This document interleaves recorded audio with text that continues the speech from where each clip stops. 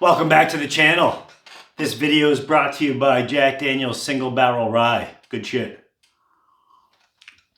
We're gonna do an unboxing this week of AEROSMITH's new legendary box set of their first album. Came out in 1973, which was what, 53 years ago? So I'm not sure the significance of why they did it now, but hopefully they keep doing it. This is arguably my second favorite AEROSMITH album, and probably, I would say, their most underrated. It's just freaking phenomenal. They had a 5 LP version of this box. I actually wasn't going to get it at all. I kind of pulled the trigger last minute. They had a 5 LP version that had the 5th LP was just had 2 versions of Dream On, one on each side. It was clear. It had clouds on it. I didn't need that.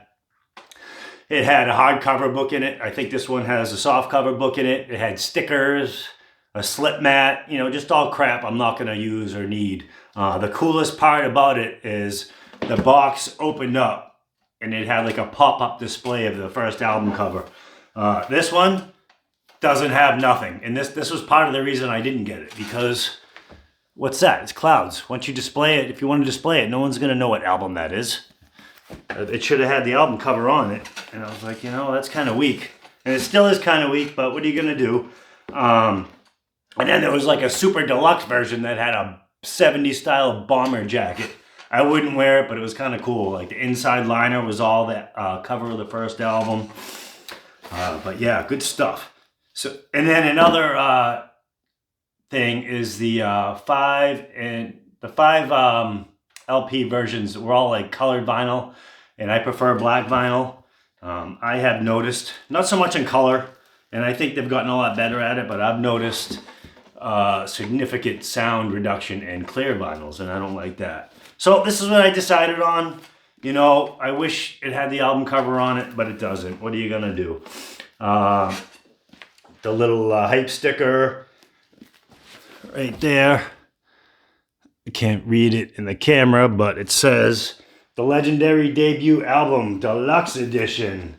The original album remastered plus brand new mixes from the original masters. Live performance from Paul's Mall 1973. Previously unreleased studio tracks, premium book, all new liner notes, photos, and more. The back has a song list of the 4 LPs, which is kind of cool. All right, let's get into it.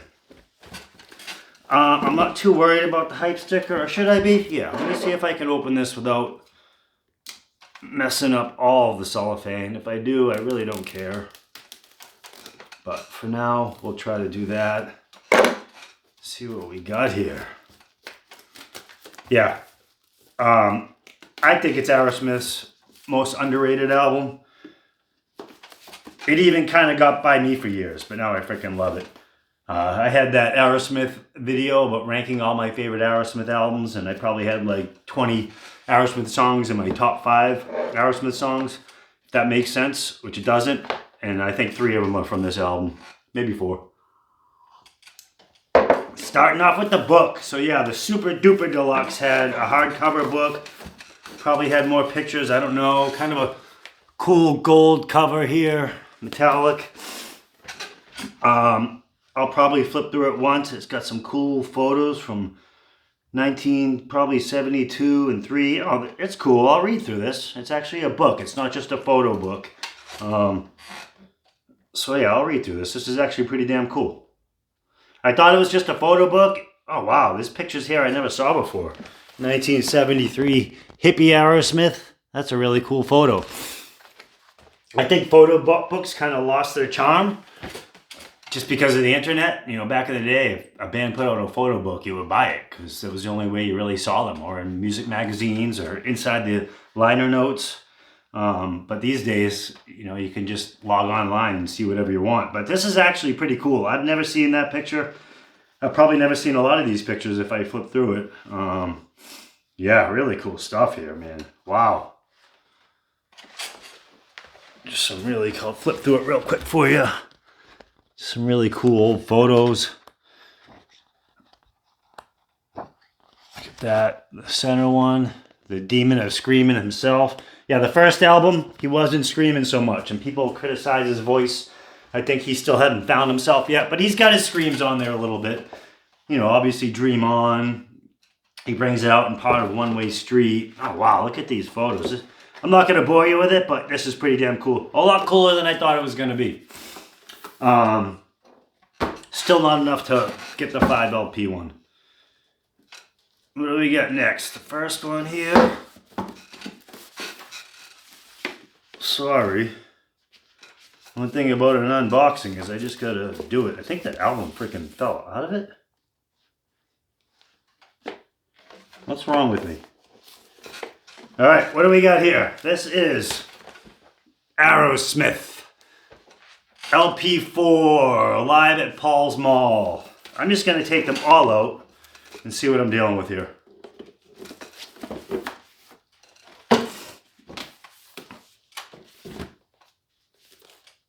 This is 224 mix, Paul's Mall. Okay, all right. Now it's all making sense. I got this on a website called Red Yeti. I never heard of them, but it was about 20 bucks cheaper than in free shipping. So that was part of the reason I pulled the trigger. I got 2 older AEROSMITH debut albums over there in my collection. One's from the 70s, another one that was remastered sometime in the 2000s. I'll probably sell one of those on eBay to get a little more money back. I don't need 15 copies of the album. This one already has 2 in it. So we'll do that. But yeah, here's the original remastered album. We'll go through the songs. Again, incredible album. Make It is the album opener. Pretty deep cut. The diehards know it. Somebody, another great song, some cool guitar harmonies on it. This is a super deep cut. Dream On, I'm sure you never heard of that one.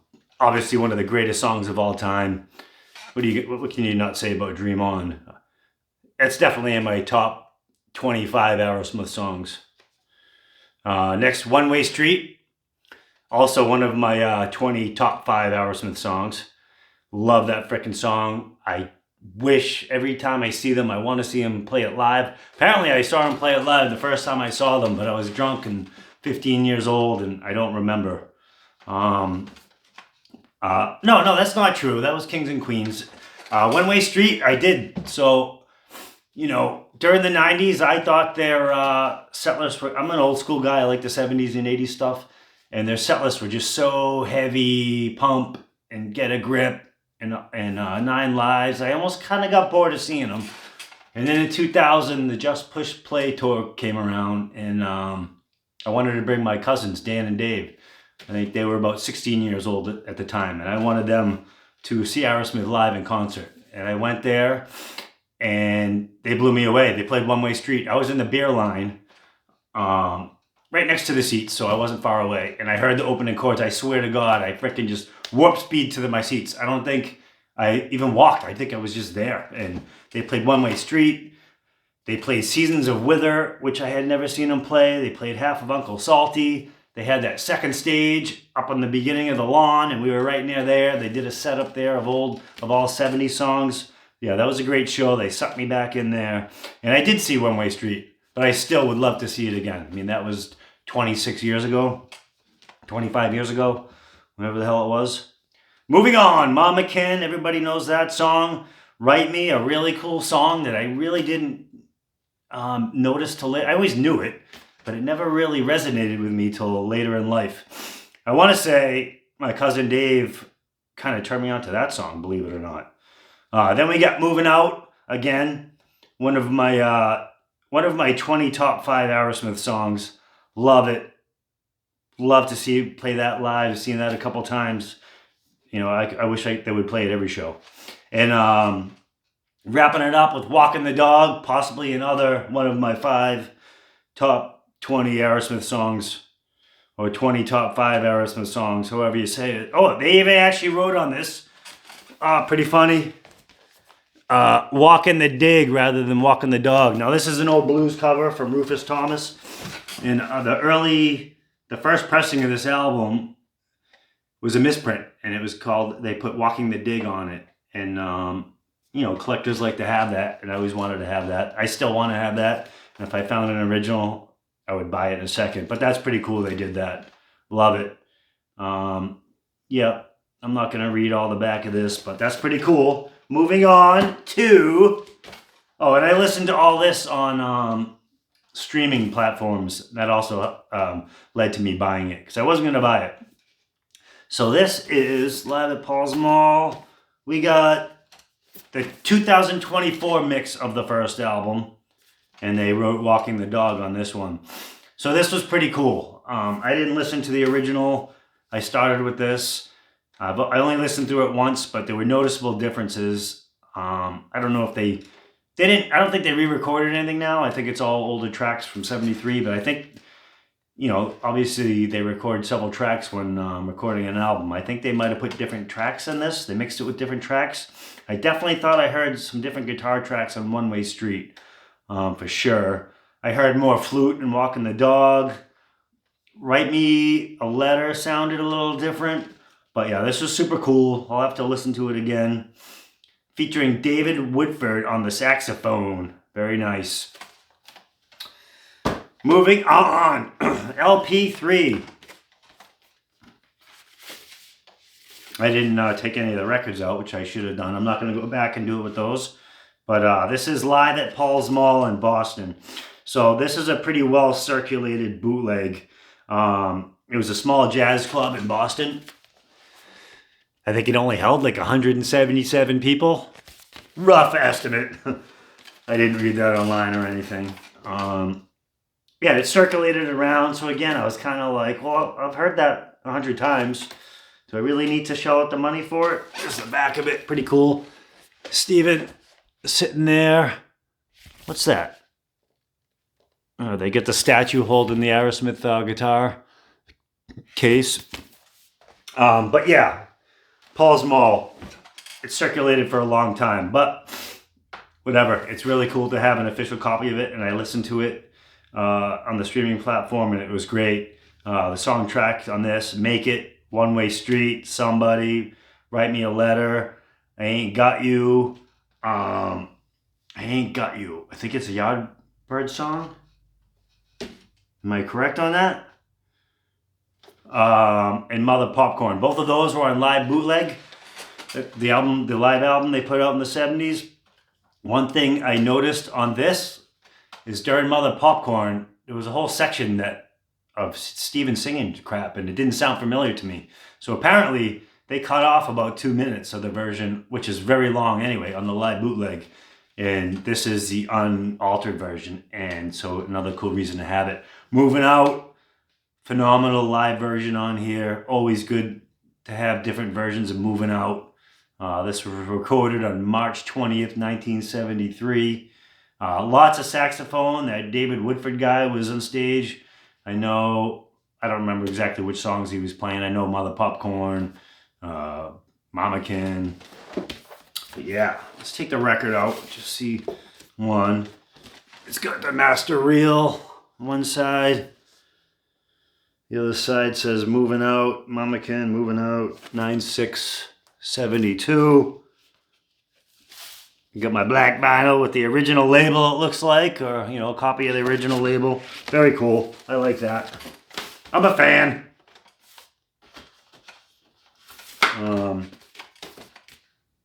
Yeah. Can't wait to read the liner notes and stuff. Not going to do it now.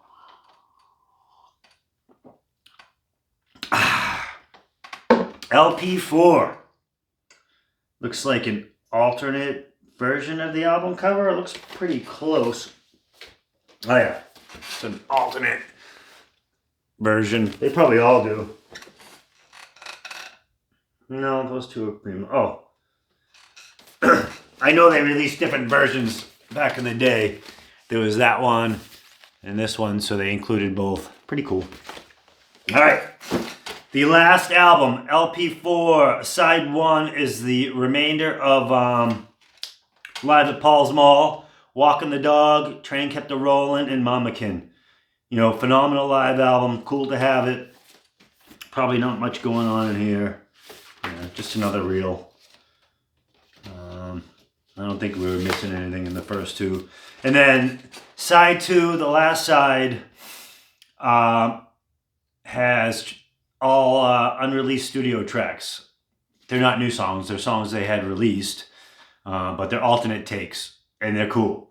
The Train Kept a Rollin' on here is awesome. Totally different than the version on Get Your Wings. Definitely worth having and listening to. I love it.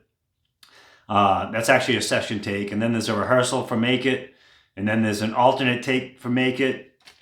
Different lyrics in Make It.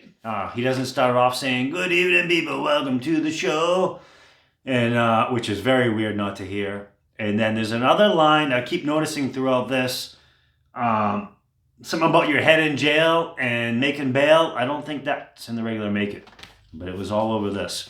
Then an alternate take on Write Me, pretty cool. I think it's a little heavier. And then there's this little harmonica bass jam jelly session take. I listened to it once. I don't think there was really much to say about that. And then the last thing, they have this thing called Joined at the Hip Aero Jam.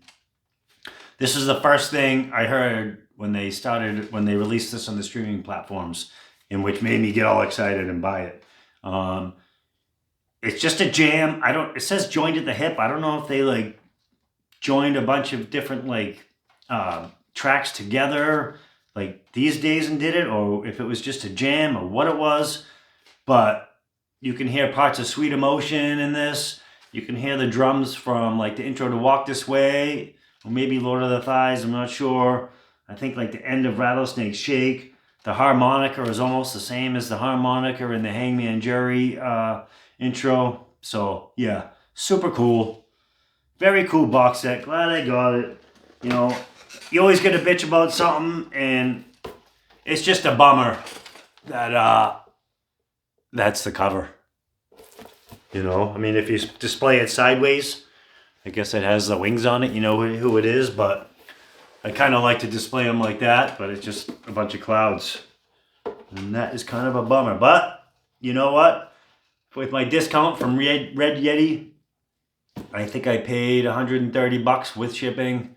I'll sell another record, maybe two of them. No, probably just one of those. I'll keep the one from the 70s. I'll sell one of those records for $10, $15 on eBay, and it is what it is. Really looking forward to the next one. Get Your Wings is absolutely my favorite AEROSMITH album, and I'm really excited to see what they do with that one. But thanks for watching. Let me know how I did. Did any of you guys get this? What do you think of the first album? Until next time, I appreciate you watching. Subscribe, like, all the bullshit, and I'll talk to you next time. Thank you. Got something here.